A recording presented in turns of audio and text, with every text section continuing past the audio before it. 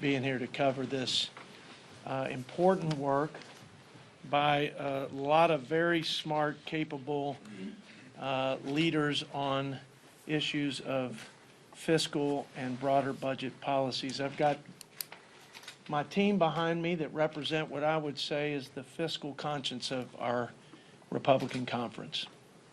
And it has never been more necessary to have fiscal hawks and budget champions and people who still believe that if we work together, if we have the discipline and the sense of urgency and the political courage, we can right the ship before it sinks. And we can hand this country to our children better than we found it and not be that first generation of American elected leaders who failed to allow our children to inherit the blessings of liberty. Nobody can look at our broken balance sheet, our unsustainable spending, and the debt that is now $33 trillion and climbing, the highest indebtedness of this nation since World War II, and we're in relative peace and prosperity, and things get worse really fast. No one can look at that. No leader worth their salt in this town can look at it and not shudder at the irreparable harm and the catastrophic consequences, not only for our citizens of today, but generations of Americans who will inherit not the blessings of liberty, but the curse that our fourth president talked about. And by the way, our founders warned us about excessive debt repeatedly. My favorite was what James Madison said: a public debt is a public curse, and in a Republican form of government, the worst of its kind. We don't have to wait for a Greece-like sovereign debt crisis to know the ill effects of this large and growing debt. It's exacerbating the cost of living crisis. It's putting upward pressure on interest and inflation. It's crowding out private investment and therefore growth and our ability to recover. It's squeezing our ability to fund our national priorities like infrastructure, defense, for example. Defense is being funded now per GDP at the lowest levels since pre-World War II. And will probably drop, if we don't change course, below 3%. Meanwhile, China and other adversaries of ours are making the investment. That's the first and most important job. My point is this. If you have a debt-related crisis, whether it's a slow economic demise, the termites, as they say, at the front porch, or the bear at the front door, where you have a catastrophic, sudden, Greece-like crisis. Either way, we lose the country. We lose future prosperity. We lose our security. We can't put a military on the battlefield to defend our freedom and interest. And again, our children will inherit the whirlwind and a new world order where America is not the leader of the free world. So that's what's at stake. I can't think of anything more important, and I can't think of a threat bigger to the 21st century for this great nation of ours than to do the following: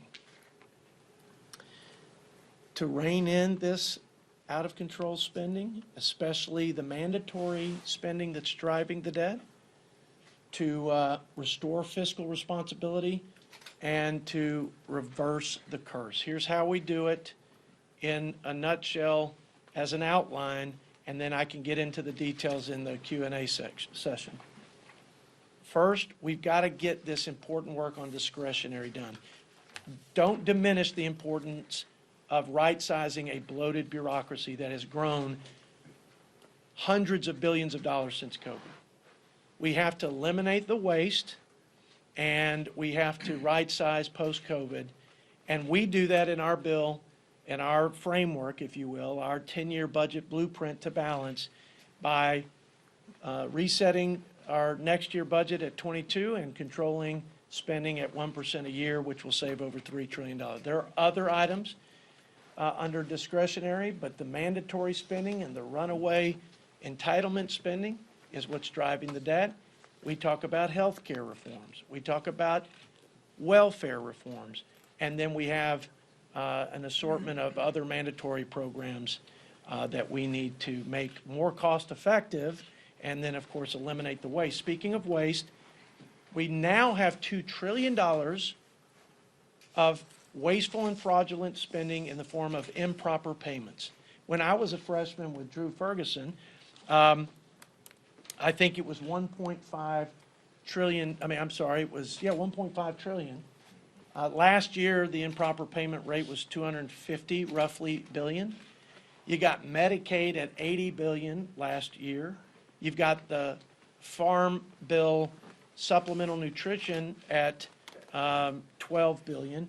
So this shouldn't be a partisan issue. We should find ways to steward the taxpayer dollars in a responsible way and also responsibly make sure the money goes to where it was intended for the people who need it the most. We also reduce interest as we reduce our principal, so we save trillions of dollars there. And then lastly, you can't grow out of a $16 trillion, $33 trillion debt hole, but $16 trillion in order to balance. You can't just grow out of it. But you need to be able to grow faster than your spending. You've got to grow faster than inflation plus population. This budget does that.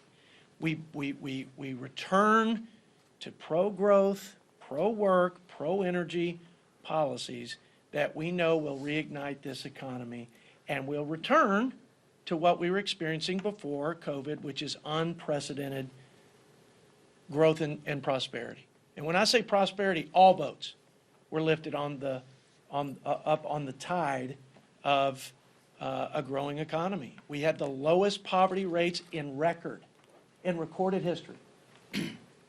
The lowest unemployment for females, for minorities, for all Americans in recorded history. So this is our plan. This blueprint is the path for our country to balance its budget. We have a surplus of $130 billion. We don't cut Medicare benefits, and we don't cut Social Security or veterans benefits. But let me be clear. In this 10-year window, both the Social Security and the Medicare trust funds will become insolvent. We do what I think is the most practical thing and the most realistic way to address those highly sensitive and highly important safety nets for seniors.